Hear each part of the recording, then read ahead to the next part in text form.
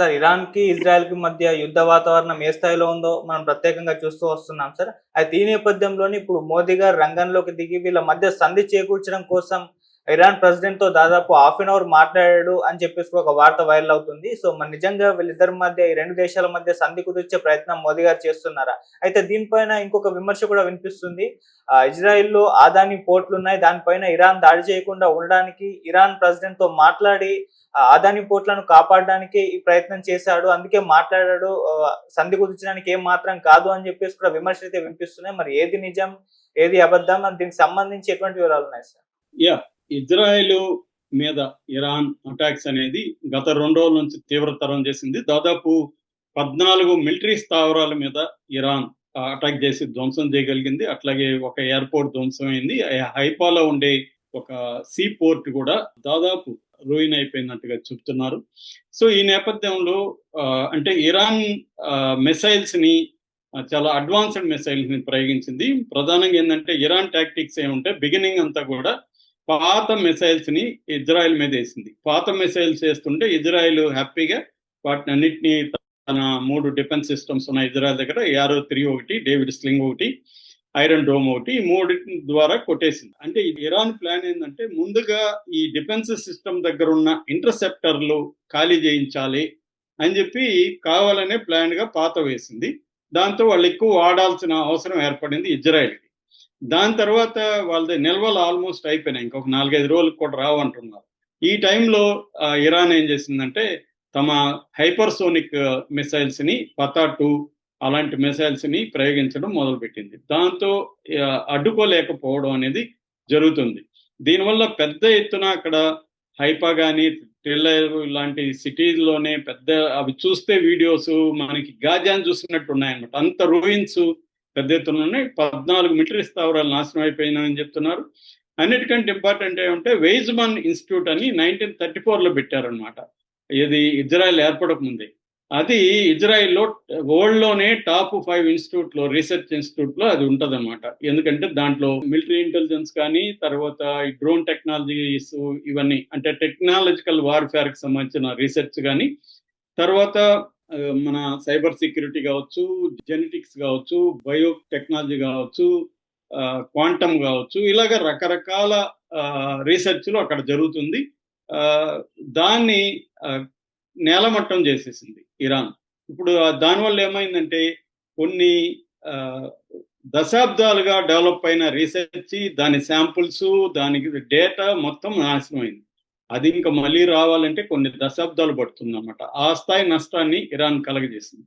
ఇప్పుడు ఏంటంటే ఈ నేపథ్యంలో అమెరికా ఇరాన్ మీద దాడి చేసిన తర్వాత దాడి చేసి ఫోర్దో, తర్వాత నతాంజీ, తర్వాత ఇస్ఫహాన్ 3 న్యూక్లియర్ సైట్ల మీద దాడి చేసిన తర్వాత సడన్ గా మోడీ రంగంలోకి వచ్చి ఇరాన్ ప్రెసిడెంట్ హుస్సేన్ రహానీతో దాదాపు 45 నిమిషాలు ఆయన మాట్లాడాడు అనే వార్త వచ్చింది. ఆయన మోడీనే దీన్ని ట్వీట్ కూడా చేశాడు. నేను 45 నిమిషాలతో మాట్లాడాను, డీప్ కన్సర్న్ వ్యక్తం చేశాను, డైలాగ్ అండ్ డిప్లొమసీ ద్వారా సాల్వ్ చేసుకోమన్నాను, పీస్ అనేది ప్రమోట్ చేయాలి తప్ప యుద్ధాన్ని ప్రమోట్ చేయొద్దని నేను అడిగాను అని చెప్పుకున్నాడు.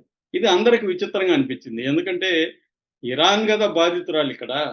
ఇరాన్ నువ్వు చేయాల్సిన పోనేవరికి ట్రంప్కో ఇజ్రాయెల్ ప్రెసిడెంట్ బెంజమిన్ నెతన్యాహుకే చేసి అరే బాబు ఇరాన్ మీద దాడులు ఆపండిరా అని చెప్పాలి.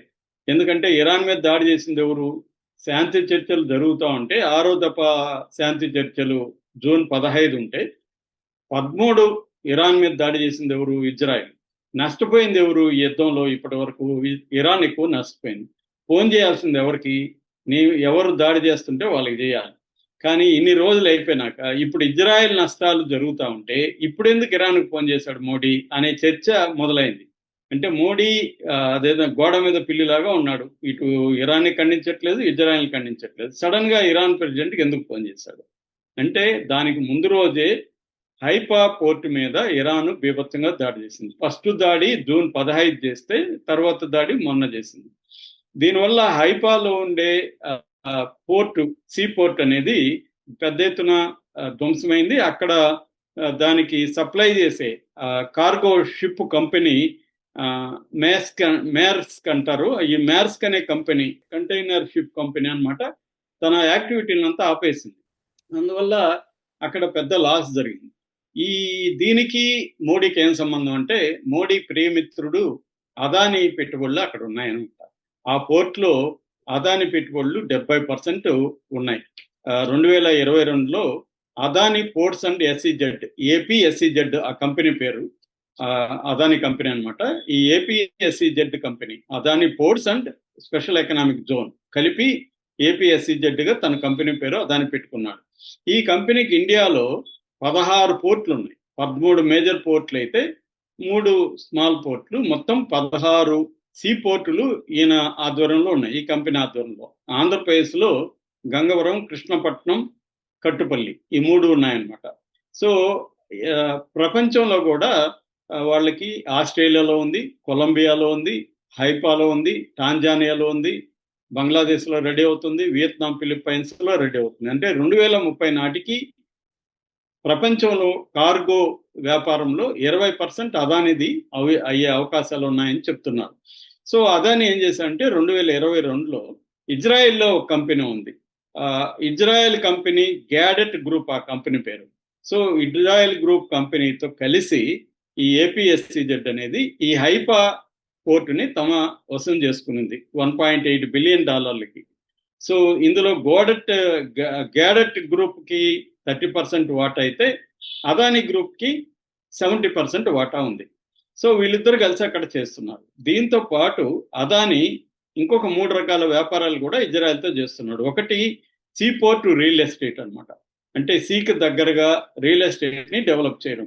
అది హోటల్స్ ఉంటాయి, రీటైల్ ఇండస్ట్రీస్ ఉంటాయి, ఫుడ్ మార్కెట్ ఉంటుంది, ఆఫీస్ స్పేస్ ఉంటుంది, ఎంటర్టైన్మెంట్ ఉంటుంది. ఇవన్నిటి కలిపి 1.18 మిలియన్ స్క్వేర్ మీటర్స్ అన్నమాట, చదరపు మీటర్ల విస్తీర్ణంలో ఇవి డెవలప్ చేస్తున్నారు. ఇది బై 2027 పూర్తవుతుంది. ఇది కాకుండా అదానీ డిఫెన్స్ అండ్ ఏరోస్పేస్ అని ఒక కంపెనీ ఉంది. ఇది ఇజ్రాయెల్లో ఉండే ఎల్బిట్ జేవి సిస్టమ్ అనే కంపెనీతో టైఅప్ అయ్యి డ్రోన్స్ ని తయారు చేస్తుంది అన్నమాట. సో రకరకాల వార్ యుఏవిస్ అంటారు. యుఏవి అంటే unmanned air vehicles, star liner, దృష్టి 10 ఇలాంటి యుఏవి డ్రోన్స్ ని తయారు చేస్తుంది. ఇంకొకటి ఏంటంటే సెమీ కండక్టర్స్ లో ప్రొడక్షన్ లో కూడా అదానీ, ఇజ్రాయెల్ గవర్నమెంట్ కలిసి పనిచేస్తున్నాయి అనమాట. అంటే 4 రకాల వ్యాపారాలు ఉన్నాయి అదానికి ఇజ్రాయెల్లో. ఒకటి పోర్టు, ఒకటి డిఫెన్స్, రెండోది సెమీ కండక్టర్స్, 4వది రియల్ ఎస్టేట్. సో ఇప్పుడు మోడీ ఎందుకు ఫోన్ చేశాడంటే, అరే బాబు, మా అదాని పోర్టును వదిలేసి నువ్వు మిగతా ఎక్కడన్నా ధ్వంసం చేసుకోగాని మా అదాని పోర్టు, మా అదాని ప్రాపర్టీస్ మీద వేయద్దు అని చెప్పడానికే ఫోన్ చేశాడు. లేకపోతే ఇన్ని రోజులు లేని పీస్ మీద ఆయనకి కన్సర్న్ సడన్ గా ఇప్పుడు ఎందుకు వచ్చింది అనేది విమర్శ అనమాట. సో అది వాస్తవంగానే కనబడుతుంది మనలాంటి వాళ్ళకి. ఎందుకంటే అదానీని ఎలా సేవ్ చేసుకుంటూ వస్తున్నారో మనం చూస్తున్నాం. ఈవెన్ జగన్కి అదానీ 2,000 కోట్లు ఇచ్చాడని అమెరికానే ఆరోపణ చేసినప్పుడు కూడా దాని మీద కేసు కూడా లేదు. వాళ్ళ ప్రభుత్వమే కదా ఉండేది ఇక్కడ ఆంధ్రప్రదేశ్లో, కూటమి ప్రభుత్వమే కదా. దాన్ని క్యాన్సిల్ చేసి సెక్కితో ఒప్పందాన్ని, జగన్ చేసుకున్న ఒప్పందాన్ని క్యాన్సిల్ చేసి విచారణ ఎందుకు జరపట్లేదు చంద్రబాబు? దాని మీద అంతా తెలుగుదేశం మీడియా అంతా రాశారు కానీ సైలెంట్ అయిపోయారు. ఎందుకంటే మోడీని వ్యతిరేకించే దమ్ము ధైర్యం చంద్రబాబుకి లేదు. సో కాబట్టి చంద్రబాబు సైలెంట్ అయిపోయాడు. కాబట్టి ఇక్కడ ఏంటంటే మోడీ అంటే అదానీ, అదాని అంటే మోడీ. మోడీ ప్రభుత్వం లేకముందు అదానీ ఎవడికి తెలియదు. సో మోడీ ప్రభుత్వం ఏర్పడినాకనే అదానీ విపరీతంగా రైజ్ అవుతున్నాడు, మనకు అందరికి తెలిసిన విషయమే. సో ఇందుకోసమే ఇప్పుడు రంగంలో దిగి ఇరాన్ ప్రెసిడెంట్ మాట్లాడి మా వాడి మీద చేయొద్దని చెప్తున్నాడు. ఎందుకంటే Adani Mundra port to Haifa port అంటారనమాట, కారిడార్ దీన్ని. ఎందుకంటే ముంబై దగ్గర ఉండే ముద్రా పోర్ట్ కూడా అదానీ కంట్రోల్లో ఉంది. ఇది India, Middle, Europe economic corridor అంటారు అనమాట. దీన్ని ఐమెక్ అంటారు. దీన్నే మామూలుగా మోడీకి anti batch Mundra to Haifa Adani corridor అని పేరు పెట్టారు దానికి. సో అంటే అదానీని ఇతర దేశాల్లో బిజినెస్ మ్యాన్ గా ఎస్టాబ్లిష్ చేయడానికి మోడీ ఇతర దేశాల తన పర్యటనను ఉపయోగించుకొని, తనకున్న సాన్నిహిత్యాన్ని ఉపయోగించుకొని చేస్తున్నాడు అనేది మోడీ మీద ఉన్న విమర్శ. అందుకని మోడీ యుద్ధాన్ని ఆపాలనేది ఏమి మోడీకి లేదు.